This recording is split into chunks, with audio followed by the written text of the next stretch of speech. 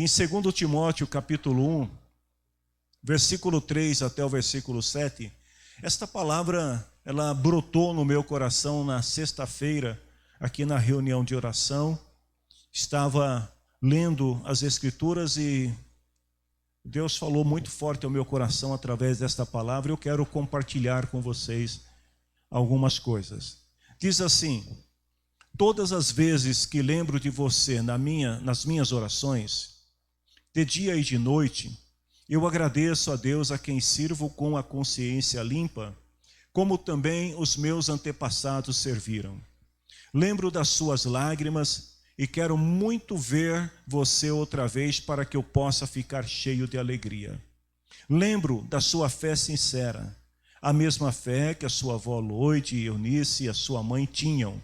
E tenho a certeza de que é a mesma fé que você tem. Por isso quero que você lembre de conservar vivo o dom de Deus que você recebeu quando coloquei as mãos sobre você. Pois o Espírito que Deus nos deu não nos torna medrosos, pelo contrário, o Espírito que Deus nos deu nos enche de poder, de amor e nos torna prudentes. Amém? Vamos orar ao Senhor? Em nome de Jesus Cristo, muito obrigado, Senhor, pela igreja que está aqui reunida, pela igreja que está virtualmente reunida, acompanhando esta reunião. Senhor, obrigado pelos momentos que nós tivemos aqui de celebração, de canções de adoração ao Teu nome. E peço neste momento, no nome de Jesus, que mais uma vez, Senhor, a Tua graça venha envolver a minha vida, que o Teu Espírito Santo venha usar a minha voz, Senhor, para que eu possa transmitir à Tua igreja a Tua santa e preciosa palavra. Usa-me, Senhor, nesta noite, usa cada um de nós que estamos aqui, para que ao ouvir a Tua palavra possamos também recebê-la e aplicá-la em nossas vidas segundo a Tua vontade. Em nome de Jesus, amém. Graças a Deus. Eu sei que para alguns poucos irmãos, a gente ler algum texto em Timóteo parece algo assim tão redundante, considerando que a gente passou também algo em torno de 10 meses aqui estudando na escola bíblica dominical a carta de Paulo a Timóteo, a primeira e a segunda carta, e não faz tanto tempo assim.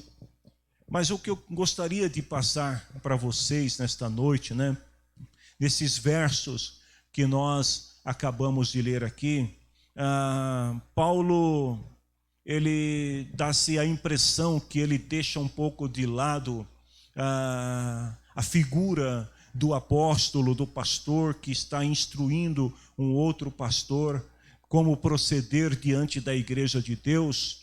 E de repente Paulo começa a fazer um relato mais emocional, mais sentimental, porque Paulo começa a falar aqui de questões mais pessoais, mais familiares. Ele traz à tona aqui algumas histórias de encorajamento relacionadas tanto à sua amizade com Timóteo, como também aqueles que os predecesseram, aqueles que vieram antes dele, fica mais fácil. Enquanto Paulo escreve, o coração de Paulo começa a se encher de alegria. Quando ele começa a lembrar de alguns momentos, de alguns detalhes vividos com Timóteo, o seu coração então ferve de alegria. E Paulo começa então como que fazendo uma revisão de todo este passado que ele viveu com Timóteo, no sentido de tentar encorajá-lo para manter-se firme diante do Senhor no presente. Então vejam que a primeira lição que nós aprendemos aqui nesta passagem é que nós, igreja, devemos procurar manter vivo em nossa memória as boas lembranças. Nós não podemos esquecer das coisas boas que nós vivemos com pessoas que também servem a Deus conosco. E Paulo, ele começa demonstrando aqui, citando aqui a sua gratidão a Deus, pelo legado que aqueles que vieram antes dele deixaram. Paulo fala assim: eu agradeço a Deus, a quem sirvo com a consciência limpa, como também os meus antepassados serviram. Então Paulo, ele volta um pouco na história e ele começa a lembrar de detalhes importantes daqueles que lhe ajudaram, que contribuíram para o desenvolvimento do seu ministério apostólico, as pessoas que instruíram Paulo de acordo com as Escrituras. E aí ele chama a atenção de Timóteo aqui no sentido, isso também é uma palavra para nós, de que Timóteo também procurasse atentar para esse detalhe, a fé dos seus antepassados, o serviço que eles prestaram ao Senhor, o quanto estas pessoas contribuíram para a maturidade espiritual, tanto de Paulo quanto Timóteo. Alguns de nós que estão aqui nesta noite não aceitaram a Cristo aqui nesta igreja. Eles tiveram algumas experiências no passado, antes de estar aqui conosco, onde aceitaram a Cristo, pessoas que contribuíram em algum momento de suas vidas para que eles pudessem se desenvolver espiritualmente. E é nesse sentido que Paulo está falando. Ele está lembrando Timóteo aqui da importância de não esquecer daqueles que foram importantes.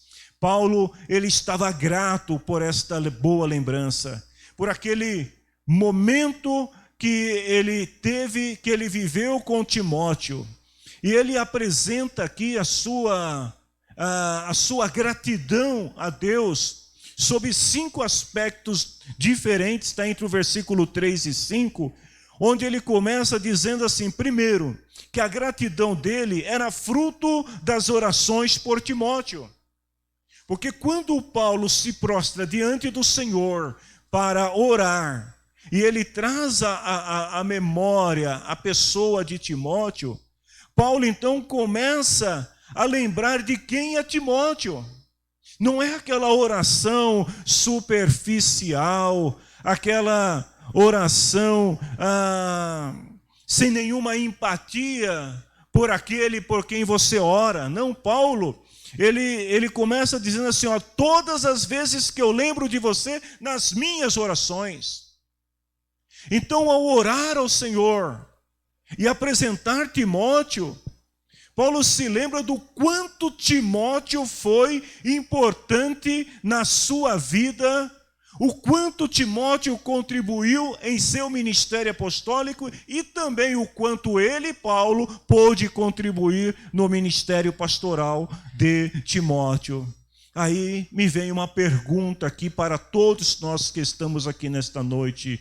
Quando você ora pelas pessoas que fizeram parte da tua formação ministerial, espiritual, que contribuíram para o seu desenvolvimento na fé, você tem agradecido a Deus pela vida dessas pessoas? Você sente prazer, você sente alegria quando você fala destas pessoas? Em segundo lugar, Paulo, ele se lembra também das lágrimas de Timóteo. Porque nesta caminhada de fé, uma coisa que Paulo deixa muito importante é que existem momentos que trazem alegria, mas podem também haver momentos de sofrimento. Então Paulo, ele lembra aqui que nesse processo de formação de Timóteo e nesse processo de amizade que se construiu, Paulo lembra que muitas vezes Timóteo chorou.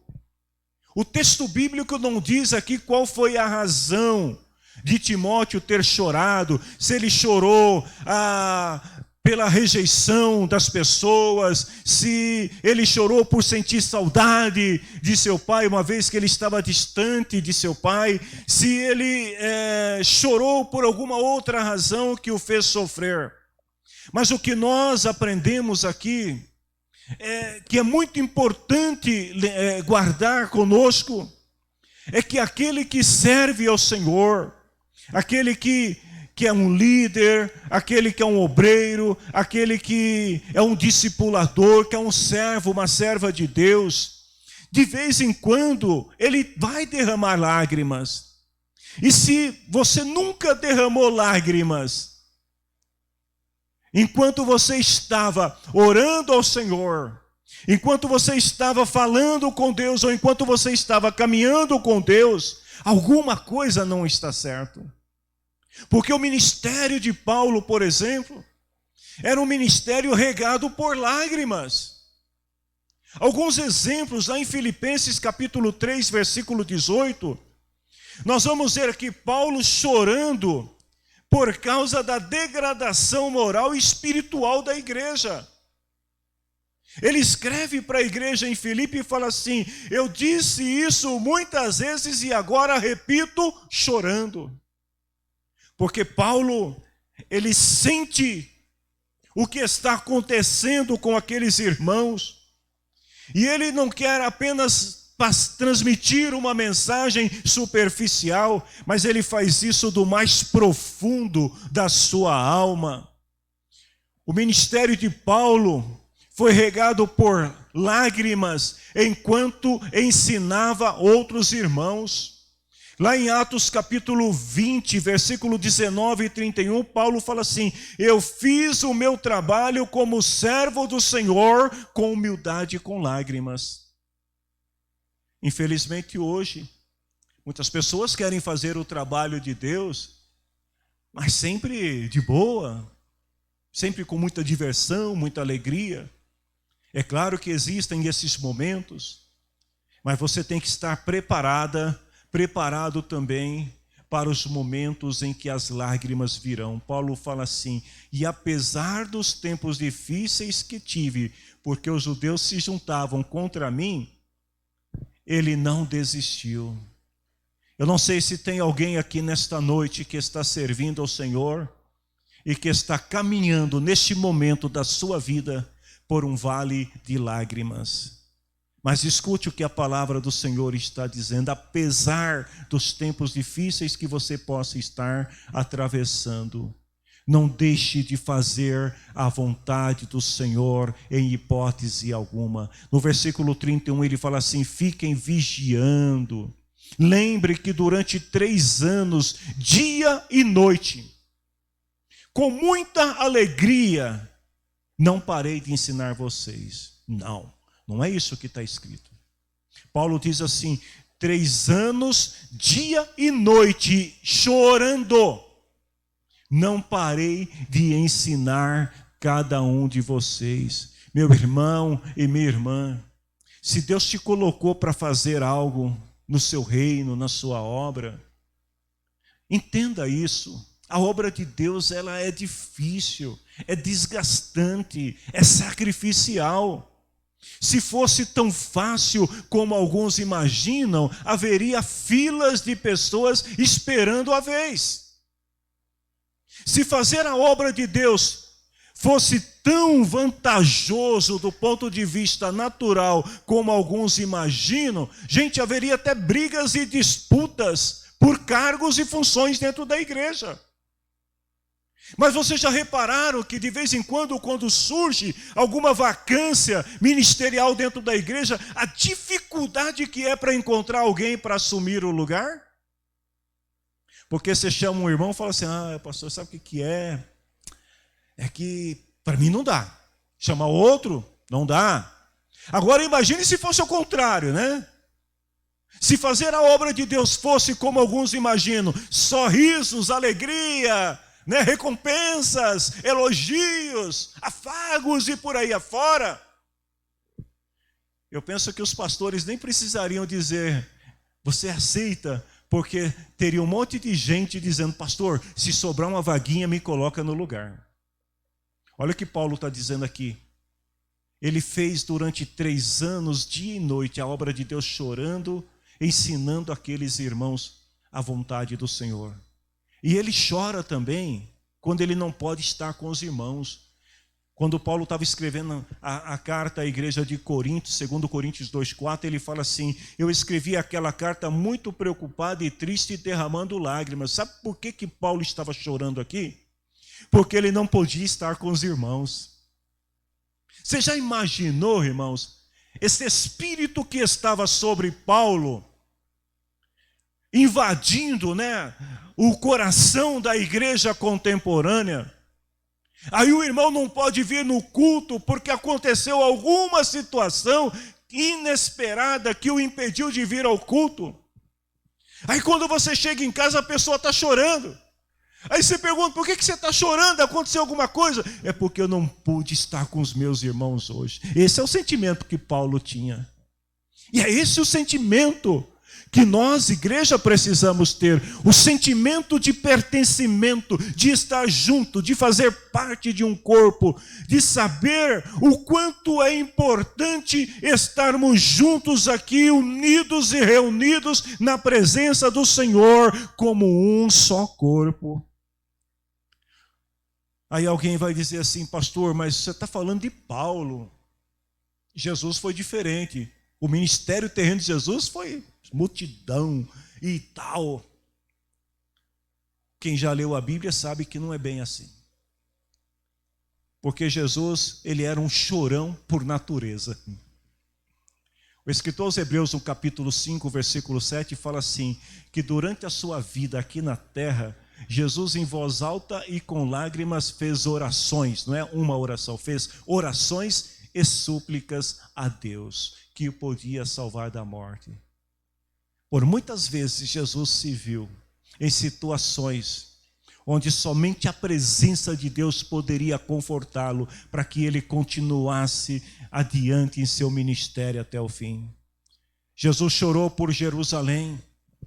Jesus queria tanto que aquela cidade o reconhecesse, que a cidade o abraçasse, que a cidade aceitasse a sua palavra, mas Jerusalém rejeitou Jesus. E lá em Lucas 19:41, diz que quando Jesus chegou perto de Jerusalém e viu a cidade, Jesus chorou com pena dela. Queridos, eu estava meditando aqui nesta palavra e pensando um pouco em relação ao sentimento que Jesus tinha por Jerusalém, o desejo de vê-la salva. E aí, trazendo esta ilustração, este exemplo para os nossos dias, me veio a seguinte pergunta: será que nós também sentimos pena e choramos por aqueles que nos são queridos, que estão rejeitando a palavra de Deus, que não aceitam a palavra de Deus? Será que os pais ainda choram pelos filhos, os filhos pelos pais, os irmãos pelos irmãos?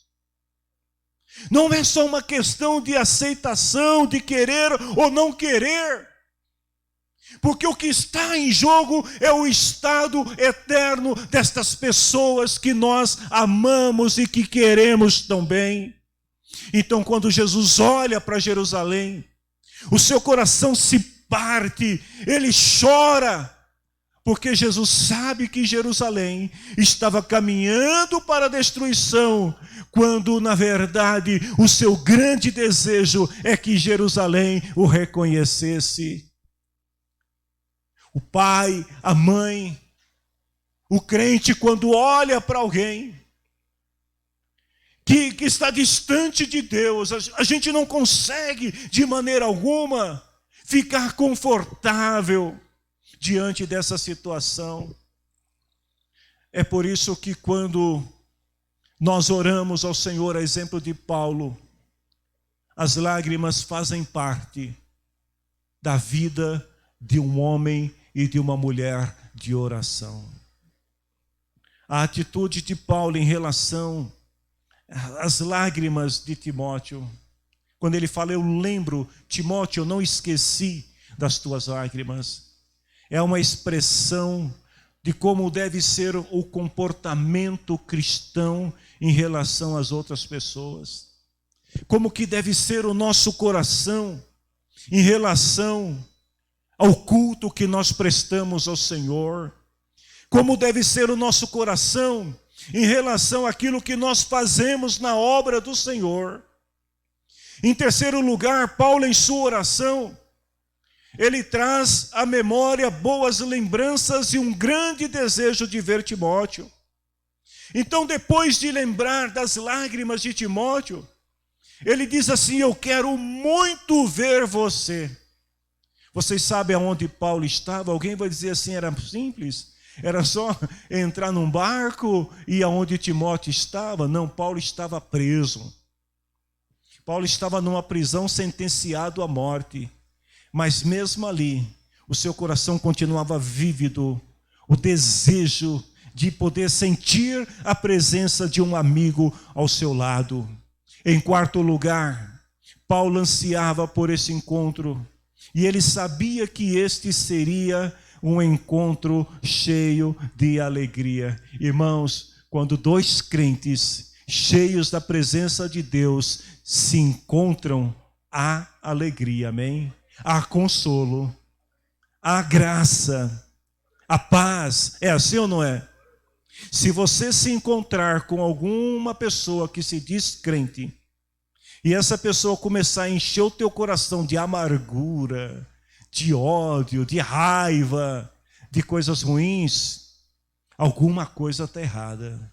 Porque quando os crentes se reúnem, irmãos, olha o que Paulo diz, que o desejo dele de se encontrar com Timóteo é para que ele pudesse ficar cheio de alegria. Paulo queria poder olhar para Timóteo e saber das novidades, das bênçãos que o Senhor tinha proporcionado na vida de Timóteo, das experiências que ele teve e que superou pela graça de Deus. Em quinto lugar, a sua gratidão a Deus por Timóteo estava relacionada à fé não fingida de Timóteo, ou a fé sincera. No texto que nós lemos, Paulo fala assim: eu lembro da sua fé sincera. Uma fé, queridos, que se manifestou em 3 gerações. Porque quando Paulo olha para Timóteo, quem é que Paulo vê? Paulo vê Eunice, a sua mãe. Paulo olha para Eunice e vê quem? Loide, a avó de Timóteo. Então 3 gerações que estavam servindo ao Senhor e conservando puro a fé, uma fé sincera em Deus. Queridos, a Bíblia se refere a muitos tipos de fé, mas há algo sobre a fé não fingida que é essencialmente ou especialmente impressionante. A sinceridade do crente que tem fé pode não refletir a profundidade da sua fé, mas garante a sua pureza e honestidade. Então, quando Paulo fala aqui de uma fé sincera, vejam que Paulo não está falando de uma grande fé. Paulo não está falando de uma fé poderosa, mas ele está falando de uma fé honesta, de uma fé pura.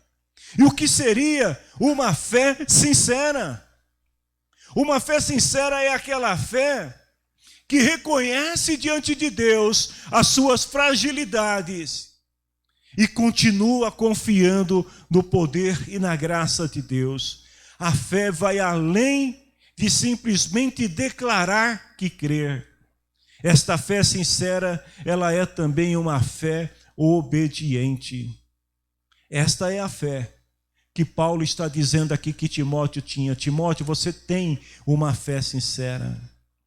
A exemplo de Jesus, aí em Hebreus capítulo 5, versículo 8 e 9, onde o escritor aos Hebreus fala assim, que o Filho de Deus, ele aprendeu por meio dos seus sofrimentos a ser obediente. Através do sofrimento que lhe foi imposto, Jesus permaneceu obediente ao ideal, ao propósito, à visão que Deus tinha acerca dele. E depois de ser aperfeiçoado, ele se tornou a fonte de salvação eterna para todos que lhes obedecem. Você tem uma fé sincera diante de Deus? Uma fé sincera não quer dizer que você é uma pessoa perfeita, mas é uma pessoa que procura obedecer o que a palavra de Deus te ensina, para que você possa ser cada dia melhor e mais parecido com Jesus. Aliás, minha gente, quando a gente olha para a igreja de Cristo, os crentes que estão cheios do Espírito Santo, você consegue enxergar a pessoa de Jesus na vida desse crente por causa da sua obediência. Paulo, ele manifestou essa confiança, essa fé especial de Timóteo em 3 gerações. Quando ele fala assim, Timóteo, eu lembro da sua fé sincera. É a mesma fé sincera que a tua mãe teve. É a mesma fé que a tua avó tem. E ele fala assim, e tenho a certeza de que é a mesma fé que você tem. Que o Senhor possa nos abençoar, pais e mães, que os nossos filhos possam também desenvolver a mesma fé, a mesma confiança que nós depositamos em Deus. Lá no versículo 6, Paulo continua. É interessante aqui, se eu pudesse dar um título a esse versículo 6, eu ia dizer assim, pastoreando à distância, né? Porque Paulo, ele está na prisão, enquanto Timóteo está ocupado pastoreando a igreja de Deus. Mas mesmo à distância, Paulo procura ensinar, pastorear. Então ele fala assim, eu quero que você se lembre de conservar vivo o dom de Deus que você recebeu. Ou seja, Paulo está à distância, mas o tempo todo ele está tentando encorajar Timóteo. Ele está tentando mostrar para Timóteo aqui que aquele dom que ele recebeu de Deus e que Paulo teve participação, porque Paulo orou por Timóteo, impôs a mão sobre a cabeça de Timóteo. Então Paulo está dizendo que Timóteo, conserve vivo este dom em você. Para isso Timóteo precisava ser firme. Paulo queria, se a gente pudesse comparar aqui o dom de Timóteo, né, deixa eu pensar aqui em alguma coisa, né, uma panela, né, cozinhando qualquer coisa num fogão, né, o fogo aceso ali. O que Paulo estava dizendo? O seguinte, Timóteo, mantenha esse foguinho aceso. Porque se ele apagar, o que está dentro vai esfriar, pode se estragar. Então Paulo está pedindo para Timóteo aqui o seguinte, Timóteo, mantenha, lembre de conservar vivo. Queridos, o fato de Deus ter nos dado dons, e eu tenho falado muito sobre dons ultimamente, porque o fato de Deus te dar um dom, não significa que ele já está perfeito. O seu dom é como uma joia rara que precisa ser lapidado, que precisa ser cuidado, para que ele possa cada dia estar melhor e valorizar-se mais. Então Paulo está dizendo, Timóteo, você precisa manter este dom vivo. É o dom de pregar, de ensinar. O dom de Timóteo é um dom de pastorear, de ensinar. Então Paulo está dizendo que continue pastoreando. Continue ensinando os irmãos. Paulo estava preocupado que Timóteo pudesse perder um pouco daquele entusiasmo. Então, por causa disso, Paulo ele diz, não só essa vez, mas outra vez adiante, Paulo vai dizer para ele assim, Timóteo, não se descuide do dom que você tem. Eu penso que alguns fatores aqui contribuíram para que Timóteo vivesse nessa batalha constante aqui entre manter aquecido o dom e esfriar o dom. Porque tem gente, irmãos, que às vezes a pessoa tem o dom. Deus lhe deu um dom maravilhoso para fazer determinadas coisas, mas a pessoa ela é igual aqueles carros velhos que você tem que estar sempre empurrando, né? Se não pega na partida, não vai. Você tem que ter alguém para empurrar. E Paulo era esse sujeito, né? Os mais antigos aqui, porque os carros de hoje quase não quebram, né? Mas quem já teve carro velho sabe como que era, né? Você ia lá, virava a chave, não ia. Aí lá vinha o vizinho, né? Ajudar, dar uma forcinha. Aí saía empurrando, né? Quem já não passou por essa experiência, né? De empurrar o carro. Aí empurrava. Aí às vezes o motorista estava desatento. O carro não pegava, tinha que empurrar de novo. Paulo está dizendo para Timóteo aqui o seguinte, Timóteo, você precisa manter vivo. Você não pode deixar que esse dom morra dentro de você. Os impedimentos legais de Timóteo, talvez a enfermidade. Timóteo poderia usar como desculpa a sua enfermidade. Ele era doente, gente. Ele tinha uma doença no estômago que Paulo pede a ele para cuidar, ter cuidado. Mas os impedimentos legais ou as deficiências físicas não podem ser usadas como justificativa para deixar de usar o dom. Ou seja, eu só não estou fazendo por causa disso ou daquilo outro. Não, Paulo está dizendo para Timóteo, mantém esse dom aceso. Não deixa que esta enfermidade venha te impedir de fazer o que você tem que fazer. Segundo, Timóteo era uma pessoa que poderia também se sentir um pouco temerosa, tímida, porque Timóteo estava numa congregação onde ele era um pastor jovem, ainda existiam outras pessoas mais velhas, mais experientes, filósofos, que faziam parte daquela comunidade, e Paulo está dizendo para Timóteo aqui, Timóteo, mantenha o dom vivo, não deixe, não se sinta intimidado, porque outras pessoas sabem mais do que você. A juventude de Timóteo poderia ser uma barreira. Mas aí Paulo também vai dizer para Timóteo, não se deixe levar só porque ser desprezado só porque você é jovem. A exposição de Timóteo também, o fato dele ser um jovem eloquente, conhecedor das Escrituras, poderia despertar ali nos falsos mestres e cristãos, falsos cristãos, né? Alguns questionamentos que poderiam colocar Timóteo, como que eu posso dizer, numa situação embaraçosa diante da congregação, né? Nós estamos na escola bíblica dominical com 2 novos professores, né? Um já não está mais tão novo, o outro começou agora. Eu não sei com relação a eles, mas lembro-me que quando eu comecei há muito tempo atrás a dar aulas dominicais, um dos meus maiores temores, eu não sei se você já teve essa preocupação, você que dá aula, você que lidera um ministério, que vai ensinar alguém, é de ser questionado.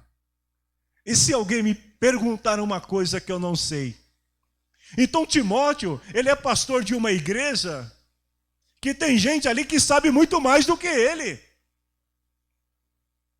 E Timóteo poderia se deixar intimidar, né? Ficar com vergonha de falar, porque tinham outros que sabiam mais do que ele. Então Paulo, ele dá um conselho para Timóteo também, para Timóteo, fica longe, foca naquilo que você sabe, naquilo que você tem que fazer e esquece o resto. Se alguém te fizer uma pergunta que você não sabe, não tenha receio de dizer que não sabe, mas fale aquilo que você sabe. E ainda tinha a questão dos dias que eram muito difíceis. Naquele tempo, ser um pastor, ser um líder de uma igreja, não era algo tão fácil como eu disse inicialmente aqui na palavra. Porque naquele tempo, muitos cristãos eram expostos, perseguidos, muitos crentes estavam sendo mortos pelas autoridades. Então, sempre que surgia uma vaguinha de pastor em alguma igreja, os irmãos já ficavam pensando, quem vai ser o próximo mártir? Porque ser líder da igreja nos dias de Paulo e de Timóteo era colocar a cabeça na guilhotina. Então, Paulo está dizendo para Timóteo aqui, Timóteo, você precisa manter vivo o seu dom, seja corajoso. E aí no versículo 7, ele vai falar sobre algumas qualidades que poderiam ajudá-lo a suprimir o seu erro. Ele fala assim, o Espírito que Deus nos deu não nos torna medrosos. Pelo contrário, o Espírito nos enche de 3 coisas, poder, amor e nos torna prudentes. O que Paulo estava dizendo para Timóteo aqui era o seguinte, que o mesmo Deus que o chamou, o mesmo Deus que o colocou numa situação desafiadora, o mesmo Deus que o colocou diante de um cenário onde ele não era o melhor, não estava totalmente preparado, mas Deus o colocou ali, o mesmo Deus que colocou Timóteo naquele lugar, era o Deus que lhe forneceria as qualidades, as armas necessárias para que ele pudesse fazer aquilo que tinha que ser feito. Então Paulo lembra a Timóteo aqui o seguinte: Timóteo, Deus não te chamou para ser medroso. Ou Deus não te chamou para ser covarde. Pelo contrário, o Espírito que Deus nos dá nos enche de poder e de amor e nos torna prudente. Primeiro, 3 lições que a gente aprende aqui: que é inútil tentar servir ao Senhor sem contar com a força do Espírito. Paulo está dizendo para Timóteo: Timóteo, você pode ter medo, você pode se sentir desencorajado, você pode se sentir intimidado, mas o Espírito que Deus dá. O que a palavra está dizendo para nós aqui nesta noite, irmão? Você pode se sentir temerosa, você pode ter medo. É assim ou não é? Tem pessoas que vão cantar até hoje e ainda tremem. Aqui nem tanto, mas a gente fica observando. Tem irmão que pega o hino para cantar, tem uma voz maravilhosa, mas canta assim, ó. Sabe por quê? Porque você tem medo. Você pode se sentir intimidado, mas Paulo está dizendo para Timóteo: Timóteo, o Espírito que Deus nos dá, e esse Espírito está em você, e ele vai te encorajar, ele vai te empoderar, ele vai fazer com que você, Timóteo, se sinta forte, capaz de resistir e de vencer qualquer desafio que se colocar diante de você. O que a palavra do Senhor está dizendo aqui para nós nesta noite, igreja, e se você recebe esta palavra da parte de Deus, então glorifique o Senhor na tua vida, porque o Espírito que está em você é o que vai te empoderar, que vai te encorajar, que vai te fortalecer e vai te tornar capaz de fazer o que Deus quer que você faça. Segundo, o Espírito Santo produz amor no crente. Mais uma vez, você pode ter problemas de rejeição com alguém. Você, pessoa natural, pode ter dificuldades para aceitar outra pessoa. Não adianta a gente vir aqui no púlpito e dizer assim: não, eu amo todo mundo igual. É verdade? Gente, vamos ser sinceros. Não é verdade. O nosso natural, não. Aí Paulo fala: mas o Espírito não é você. Talvez se depender de você, você odiaria algumas pessoas, se afastaria delas, fugiria delas. Mas o Espírito que Deus nos dá, ele produz amor. O que nos faz se sentir irmãos, o que nos faz se sentir um corpo, o que nos faz sentir igreja, o que nos faz dizer, declarar que nós nos amamos, não é a minha natureza humana, mas é o Espírito de Deus que está em nós. Por isso nós precisamos tanto do Espírito Santo, que deveríamos todo dia de manhã, ao nos despertar, dizer: Espírito Santo, por favor, vem aqui, fica comigo. Porque se o Espírito não estiver, nós não seremos capazes de amar como Cristo amou. O amor pela missão é o que motivava Timóteo, é o que deve também nos motivar, porque o amor que o Espírito produz em nós, ele faz oposição ao egoísmo. A pessoa que não ama pelo Espírito, ou seja, um amor que está muito além da nossa compreensão, ela tem medo de perder prestígio, se sente insegura, tem medo de perder bens materiais. Mas aquele que ama, porque tem o Espírito de Deus, 1 Coríntios 13, 4, 8, é paciente, é bondoso, não é ciumento, não é orgulhoso, não é vaidoso, não é grosseiro, não é egoísta, não fica irritadinho, não guarda mágoas. Quem ama não fica alegre quando alguém faz alguma coisa errada, mas se alegra quando o teu irmão faz tudo certo. Quem ama nunca desiste, porém suporta com fé, esperança e paciência. Sabe por quê? O amor que o Espírito produz em nós é eterno.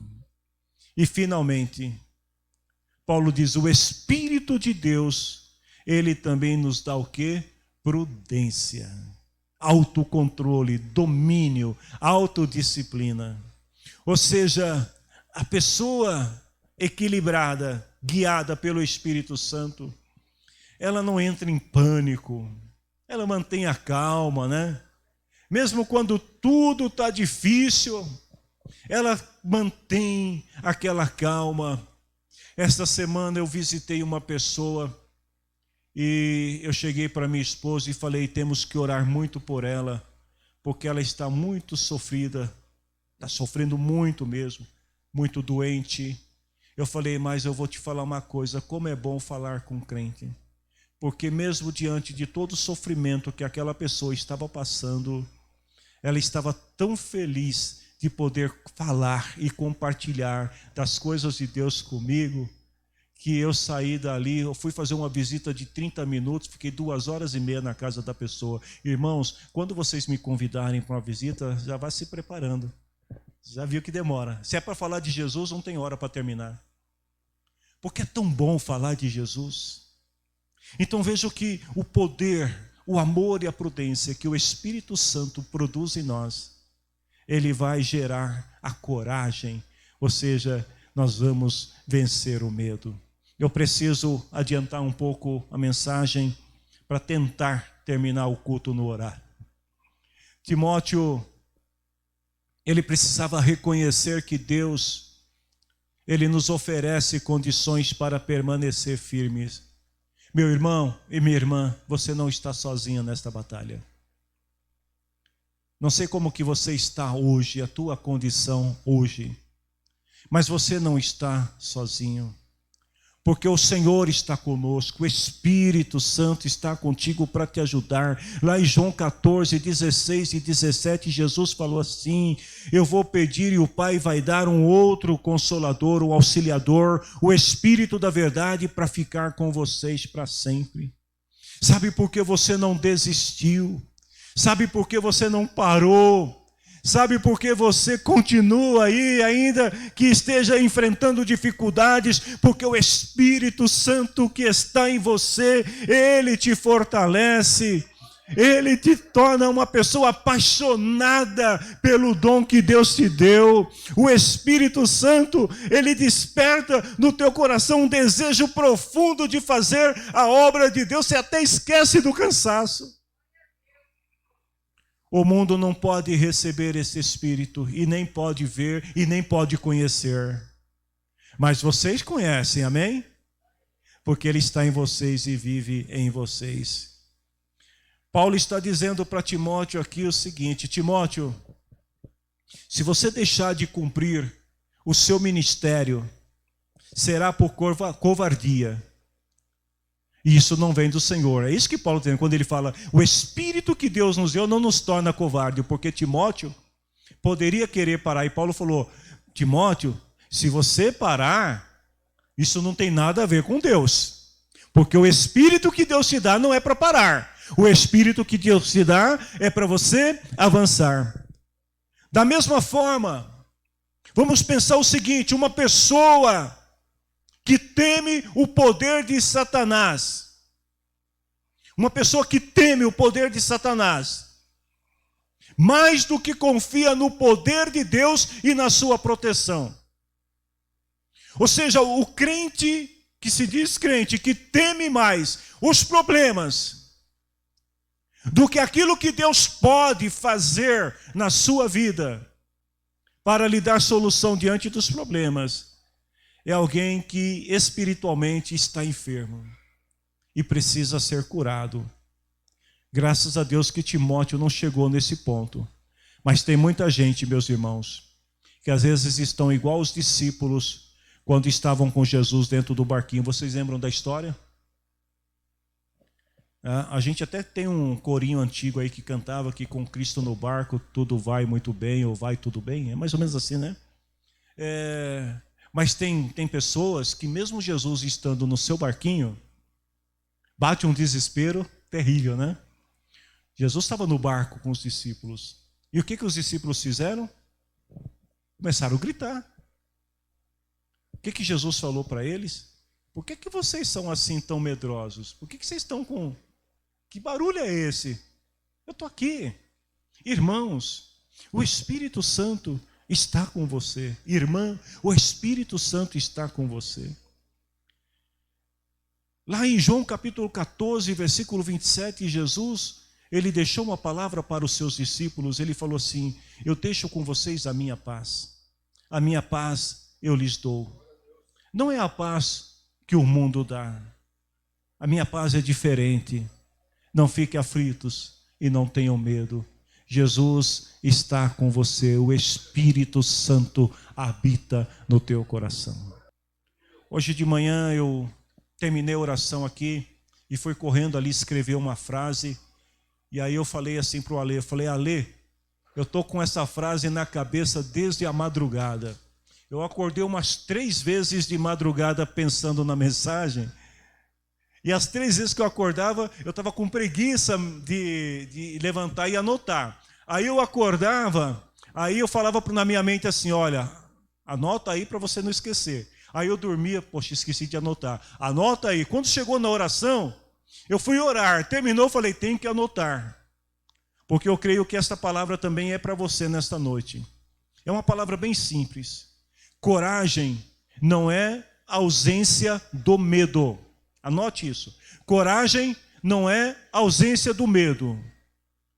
Coragem é ter poder, amor e equilíbrio para enfrentar qualquer situação. Isso é ter coragem. Você pode estar com medo, você pode se sentir intimidado, mas se você tem o Espírito Santo, você tem o poder, você tem o amor e você tem o equilíbrio. Eu não sei em que estágio da sua vida você se encontra nesse momento, mas a palavra do Senhor nesta noite para você é: o Espírito que Deus te deu não é de covardia. O Espírito que o Senhor te deu é um Espírito de poder. Você tem autoridade de Deus sobre a tua vida. Você tem o amor de Deus no teu coração. E você tem o equilíbrio, a sensatez que o Espírito Santo te dá para fazer as coisas corretamente, tomar decisões sábias.